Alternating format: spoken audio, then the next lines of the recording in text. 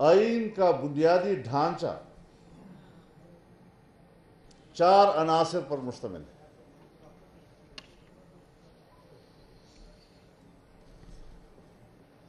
بنیادی ڈھانچے کا اگر ایک ستون بھی گرتا ہے تو آئین گر جاتا ہے، اور ایک نئی آئین ساز اسمبلی کی ضرورت پڑ جاتی ہے۔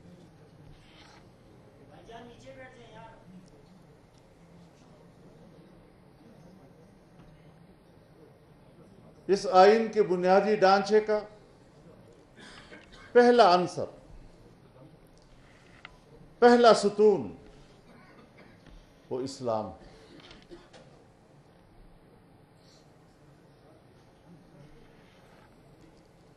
اس کا دوسرا ستون جمہوریت ہے۔ اس کا تیسرا ستون پارلیمانی طرز حکومت ہے، اور اس کا چوتھا ستون وفاقی نظام ہے، جو اس وقت تک 4 وحدتوں پر مشتمل ہے۔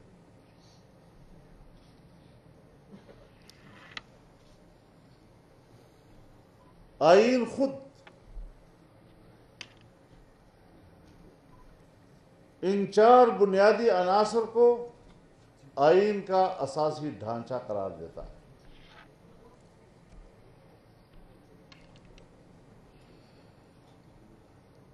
ہمارے ہاں اگر کمی ہے تو عمل درآمد کی۔ جیسے ایک مسلمان کلمہ تو پڑھ لیتا ہے، وہ مسلمان تو ضرور کہلاتا ہے، لیکن اگر ایک اسلام پر وہ عمل نہ کرے، کلمے کے تقاضوں کو عملی زندگی میں پورا نہ کرے، تو آپ مجھ سے زیادہ اس کی تعبیر کو سمجھتے ہیں۔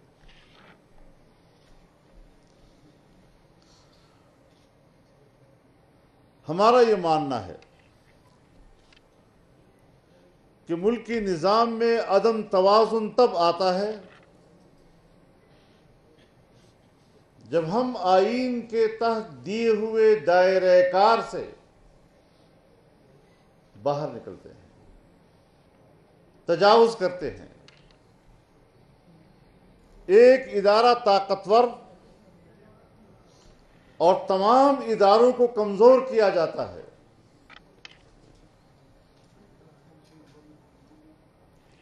عدلیہ اپنے حدود میں نہیں رہتی، انتظامیہ اپنے حدود سے تجاوز کرتی ہے، مقننہ تو ویسی بھی یتیموں کی طرح کا ایک ادارہ بن گیا ہے۔ تو پھر ظاہر ہے کہ فکری اضطراب آئے گا، اور وہ فکری اضطراب کسی فرد کا نہیں، وہ پوری قوم کے اندر سرایت کر جاتا ہے۔ سوسائٹی ایک مضطرب سوسائٹی بن جاتی ہے، اور کنفیوز سوسائٹی وہ پھر کسی حتمی فیصلے کی قوت سے محروم ہو جاتی ہے۔ تو بنیادی مسئلہ تو یہی ہے کہ ہم آئین کے تحت دیے ہوئے ان اصولوں کو اور اس دائرہ کار کو احترام دیں، اور اس کے تحت اپنی ذمہ داریوں کو پورا کریں۔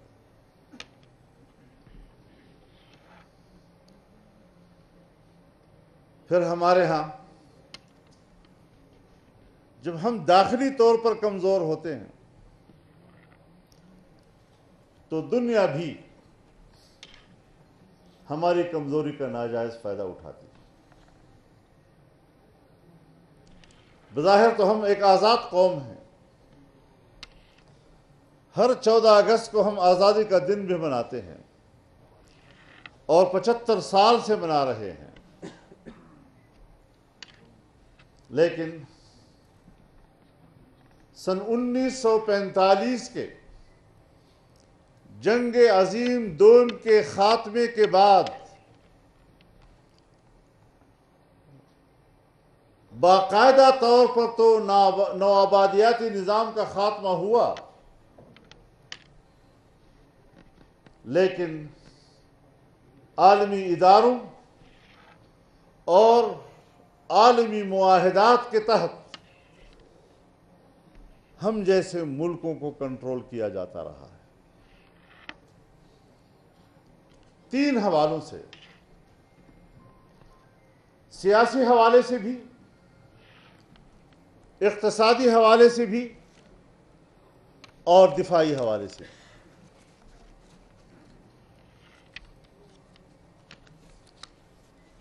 اقوام متحدہ، اس کی جنرل اسمبلی، اس کا سلامتی کونسل، جنیوا کے انسانی حقوق کمیشن، یہ تمام وہ ادارے ہیں جو ترقی پذیر دنیا کو کنٹرول کرتے ہیں۔ وہ ملک جو رقبے کے لحاظ سے بھی بڑا ہو، آبادی کے لحاظ سے بھی بڑا ہو، اس کو عالمی فہرست میں طاقتور ملک سے تعبیر کیا جاتا ہے۔ ایسے ملک کو کمزور کرنا اور ایسے ملک پر اپنے اختیارات کے پنجے گاڑنا، یہ ان کی حکمت عملی ہوا کرتی ہے۔ تو پاکستان اس زمرے میں آتا ہے۔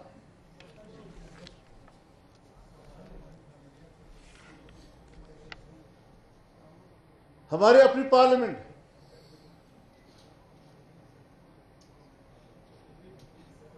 ہماری پارلیمنٹ سپریم ہے۔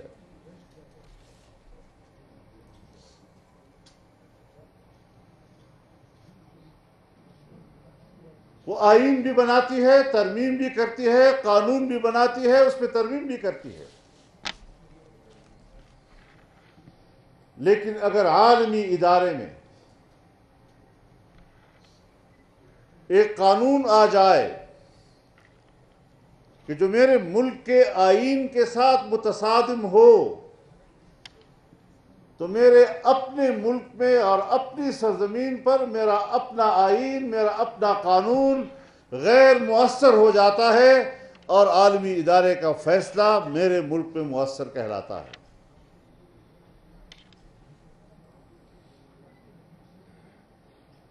یہ جو قانون سازیاں ہمارے ملک میں ہو رہی ہیں،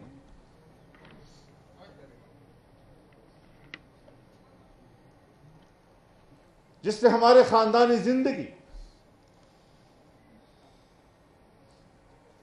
ہماری خاندانی اور معاشرتی زندگی کے شریعت کے حدود کو پامال کر دیا ہے، جبکہ میرا آئین کہتا ہے کہ حاکمیت اعلیٰ اللہ رب العالمین کی ہے۔ اسلام پاکستان کا مملکتی مذہب ہے۔ قرآن و سنت کے منافی قانون نہیں بنایا جائے گا، اور ہر قانون قرآن و سنت کے تابع ہوگا۔ آپ مجھ سے بہتر جانتے ہیں کہ اس کی کس قدر وائلیشن ہو رہی ہے۔ ہم ملک کے اندر کے لابیز کے ساتھ بھی نظریاتی تصادم میں ہوتے ہیں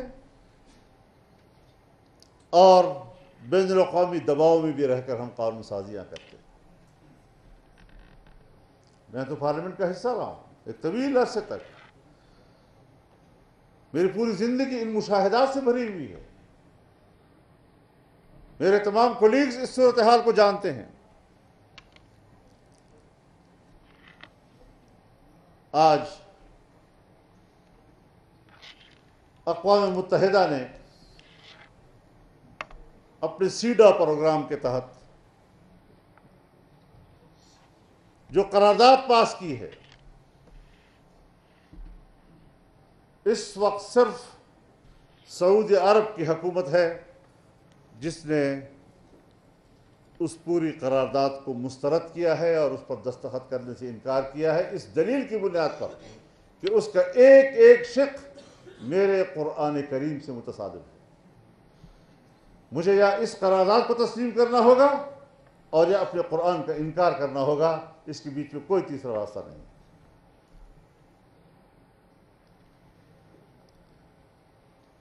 اب جہاں ترقی پذیر ممالک غریب اور پسماندہ ممالک کے داخلی اختیار پر اس طرح کے پنجے گاڑے جائیں گے اور ہم ان کی خواہش کے خلاف فیصلے کریں تو پھر اس کے بعد وہ اقتصادی پنجہ آگے آتا ہے کہ پھر مجھے اقتصادی لحاظ سے غلام بنایا جاتا ہے. ورلڈ بینک کے ذریعے، ایشین بینک کے ذریعے، IMF کے ذریعے، FATF کے ذریعے کتنے ادارے ہیں کہ اگر آپ مغربی ترجیح کو چیلنج کریں یا کسی عالمی قوت کے خواہش کو مسترد کریں تو آپ پر اقتصادی قدغنیں لگتی ہیں. صرف یہ نہیں کہ عالمی ادارے آپ کو امداد کی وہ قسط جو آپ کا حق ہوتا ہے وہ دینے سے انکار کرتے ہیں. انہوں نے اب اپنی حیثیت کو مفتاح کی حیثیت قرار دی، چابی کی حیثیت قرار دی، کلید کی حیثیت قرار دی ہے کہ اگر وہ اجازت نہ دے تو دنیا کا کوئی دوسرا ملک بھی آپ کی مدد نہیں کر سکتا.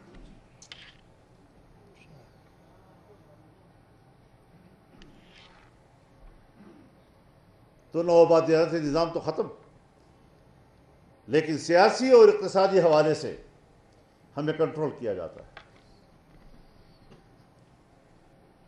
ہمیں اپنی پالیسیوں کے تابع بنایا جاتا ہے. ہمیں اپنی خواہشات کا پیروکار بنایا جاتا ہے. اور جس کی پیشن گوئی جناب رسول اللہ صلی اللہ علیہ وسلم نے خود فرمائی تھی. فرمایا لَتَتَّبِعُنَّ سُنَنَ مَنْ قَبْلَكُمْ شِبْرًا بِشِبْرٍ وَذِرَاعًا بِذِرَاعٍ حَتَّى لَوْ دَخَلُوا جُحْرَ ضَبٍّ تَبِعْتُمُوهُمْ. قالوا یا رسول اللہ اليہود والنصارى قال فمن. کہ ایک زمانہ آئے گا کہ تم پچھلی امتوں کے ایسے پیروکار بنو گے جیسے کہ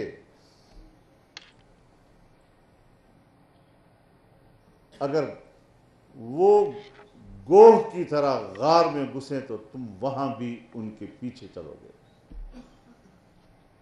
قدم بقدم، بالشت بالشت ان کی پیروی کرو گے. صحابہ کرام نے عرض کیا یا رسول اللہ آپ کی مراد یہود و نصارہ ہیں؟ آپ نے فرمایا اور کون ہو سکتے؟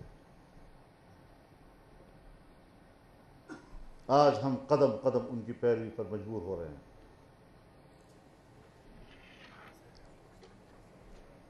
تو سیاسی آزادی بھی ہماری سلب، اقتصادی آزادی بھی ہماری سلب، اس کو بھی باہر سے کنٹرول کیا جا رہا ہے. انسانی حق، یہ ان کی مرضی ہے کہ انسانی حق کی تعریف کیا کریں، یہ ان کی مرضی ہے کہ اس کی ڈیفینیشن کیا ہو ان کے نزدیک. انسانی حق کا کون انکار کرتا ہے؟ پورا قرآن کریم انسانی حق کے لیے دیا ہوا نظام ہے. جناب رسول اللہ صلی اللہ علیہ وسلم کی تمام تر تعلیمات وہ انسانی حق کے لیے ہے. ہم اپنے ماحول میں لفظ امن استعمال کرتے ہیں. امن 3 حروف کا چھوٹا سا حرف ہے، لیکن یہ تمام تر انسانی حقوق کا احاطہ کرتا ہے. جان کا حق، مال کا حق، عزت و آبرو کا حق، اور انسان کے تمام حقوق انہی 3 چیزوں سے وابستہ ہیں.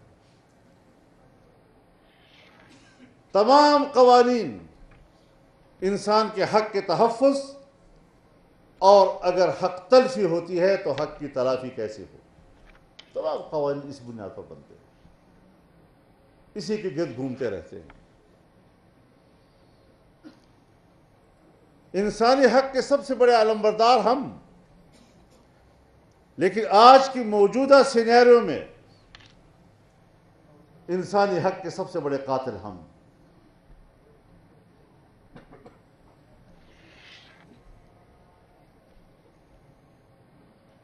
تو انسانی حق پر تو اتفاق، لیکن اس کی تعریف و تشریح پر اختلاف.